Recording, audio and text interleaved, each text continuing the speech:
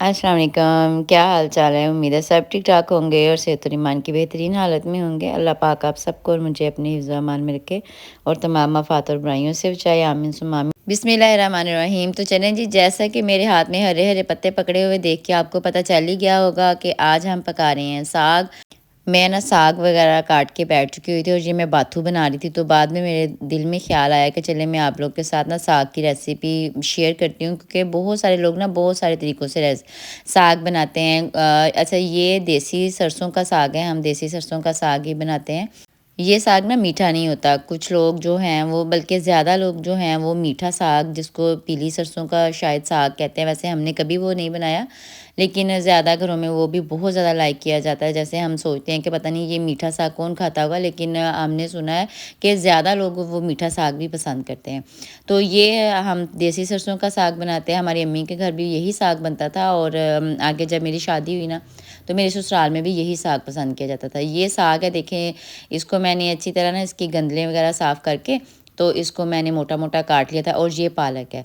3 kilo साग था, तो उसमें मैंने किलो पालक डाली थी और 1 गुच्छी जो थी मैंने बाथू की डाली थी। ये लहसुन और हरी मिर्चें हैं, ये हम जब साग पकाने लगेंगे तो उनके साथ ही हम ग्राइंड करके डाल देंगे। ये देखिए जी, यहाँ पर ना मैं ग्राइंड कर रही थी। यहाँ पर ना मैं आपको बता दूँ कि लहसुन का आपने पूरा एक जो पीस होता है ना, जिसको हम बल्ब भी कहते हैं लहसुन का, वो डाला है, और साथ में हरी मिर्चें मैंने 1 पाव के करीब डाली थी।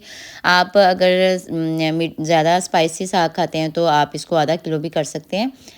तो वैसे अगर कम रह भी जाएँ तो जब हम इसको तड़का लगाते हैं ना साग को, तो हम उसको उसमें ना दोबारा से ऐड कर लेते हैं। ये देखिए, यहाँ पर क्या किया हमने ना, गरम-गरम पानी में साग डाल दिया। आपने पानी को पहले गरम होने के लिए रख देना है, और फिर आपने इसमें ना साग डाल देना है। जब हमारी अम्मी कहती हैं कि शुरू-शुरू में साग आता है ना, तो एक आधा माह ना हम इसको क्या करते हैं कि इसका पानी निकालते हैं, और 1 माह के बाद जब साग ज़रा पुराना हो जाता है तो हम इसका पानी निकालना छोड़ देते हैं। इसको डायरेक्ट ही हम धो के, तो हम इसको पकाना शुरू कर देते हैं, ठीक है। यहाँ पर मैंने गर्म पानी में साग डाल दिया। ये जब उबलने लगेगा तो मैं इसको साथ ही इसको निचोड़ लूँगी। दूसरी साइड पर ना मैंने पानी गर्म होने के लिए रखा हुआ है। आपने साथ ही दोबारा से पानी गर्म होने के लिए रख देना है, ताकि जैसे ही हम साग निकालें हम इसको दोबारा से गर्म पानी में डाल दें। इसको हमने ठंडा नहीं करना है। अगर हम इसको ठंडा कर लेंगे या इसको हमारा ठंडा पानी लग जाएगा, तो ये हमारा साग अकड़ जाएगा, और ये ना बाद में गलेगा नहीं। अकड़ने से मुराद ये नहीं होता, सख्त नहीं होता, लेकिन ये चीड़ा सा हो जाता है बाद में, ये घुट के वो नरम मुलायम सा मलाई की तरह नहीं होता, ठीक है जी। ये देखिए, यहाँ पर ना मैंने साथ ही जैसे पानी गर्म होने के लिए रख दिया। जैसे ही मैं साग उसमें से निचोड़ूंगी ना, मैं इसमें डाल दूंगी। ये साग ना आज मैं कुकर में पका रही हूँ। जैसे पानी इसका साग हमारा ये देखिए गर्म हो रहा है, इसको उबाल आएगा ना, तो हम इसको एक टोकरी में निचोड़ लेंगे इसका पानी। साथ साथ हम इसकी बात करते हैं कि आजकल ना इतनी ज़्यादा रेसिपीज़ हैं पड़ी हुई, कि हम आपको मिनटों में साग पकाना सिखाएंगे।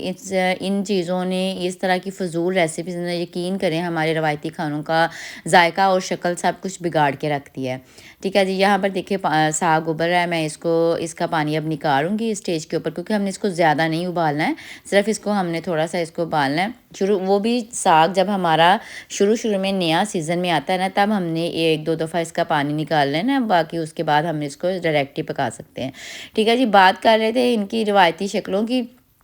हमारे रवायती खानों की शक्लें हमारी इतनी बिगड़ चुकी हैं, सिर्फ़ ये कि हम इसको इस तरह कर लें, ग्राइंड कर लें, ये कर लें, लेकिन हम इसको अपनी सहूलत के मुताबिक थोड़ा बहुत तरीका चेंज कर सकते हैं। लेकिन मेरा ख़्याल है कि जिस तरह हमारे माएँ पकाती थी ना, तरीका वही बेस्ट है कि इसको हम पकाएँ, पका के इसको ग्राइंड ना करें, इसको हम प्रॉपर इसके एक तरीके से पकाएँ, पका के इसको हम घोटें, घोट के तड़का लगाएँ और लगा के फिर इसको एंजॉय करें। ले जी, ये बात मैं आपको बता दूं कि आपने पानी सिर्फ साग का निकालना है, पालक का नहीं निकालना है। जैसे ही हमने पानी को निचोड़ा, हमने जो कुकर में पानी रखा हुआ था, हमने दोबारा से कढ़ाई में डाल दिया, और उसमें हमने जो अपना साग निचोड़ा था वो डाला, साथ ही हमने पालक डाल दी है। और ये ना आहिस्ता आहिस्ता जैसे जैसे ये गर्म होगा, ये इसकी जो क्वांटिटी है ये कम होती जाएगी, यानी कि ये कम जगह घेरेगा। साथ ही हम इसमें बाथू डाल देंगे। आपने ना, एक बात मैं आपको बताना भूल गई कि 2 से 3 दफ़ा आपने साग और पालक को 2 से 3 पानियों से ज़रूर निकालना है। और जो बाथू है, बाथू इतना रेतला होता है, क्योंकि ये रेतली ज़मीन में लगता है और इसमें रेत सबसे ज़्यादा होती है। आपने क्या करना है कि साग को, पालक और बाथू को अलग-अलग ही काटना है, क्योंकि साग का, क्योंकि हमने पानी निकालना है, तो फिर हमने साग सबसे पहले डालना है, पालक उसके बाद, और फिर बाथू डालना है। तो आपने इन तीनों चीज़ों को अलग-अलग काट के और अलग-अलग ही धोना है। बाथू को आपने तब तक धोना है जब तक आपका पानी रेत के बगैर आना शुरू ना हो जाए। ठीक है जी, यहाँ पर गर्म पानी में हमने साग डाल के पालक डाली, बाथू डाला, साथ ही हमने इसमें नमक डाल देना है और साथ ही हमने लहसुन और अदरक जो हमने ग्राइंड करके रखे थे ना, वो भी हमने इसमें डाल देने हैं। आपके पास ग्राइंडर नहीं है ना, तो कूंडी का इस्तेमाल करें, कोई मसला नहीं है, क्योंकि हमारी माएँ इनको कूंडियों में ही बनाती थी। अच्छा जी, आज हम भी इसमें टाइम कंज्यूमिंग साग पकाएँगे, क्योंकि हमारी माएँ जिस तरह सारा-सारा दिन इसको छीलती थी, बनाती थी, फिर धोती थी, फिर काटती थी।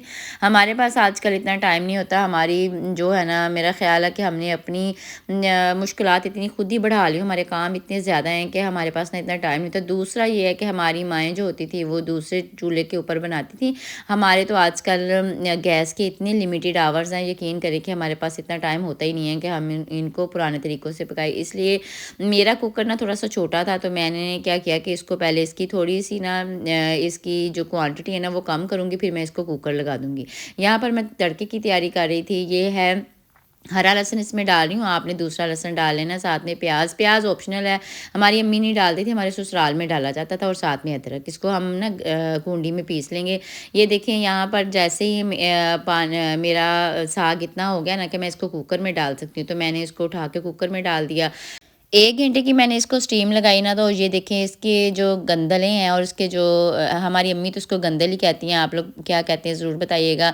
और साथ में इसका ना पत्ते बड़ी अच्छी तरह गल चुके थे। जैसे ही आपको लगे ना कि इसका पानी ऑलमोस्ट, आपने बिल्कुल इसको खुश्क नहीं करना है, आपने इसको थोड़ा-सा पानी इसमें रखना है, क्योंकि जब हम इसको घोटना है ना हमने, तो हमने इसमें ना आटा डालना है।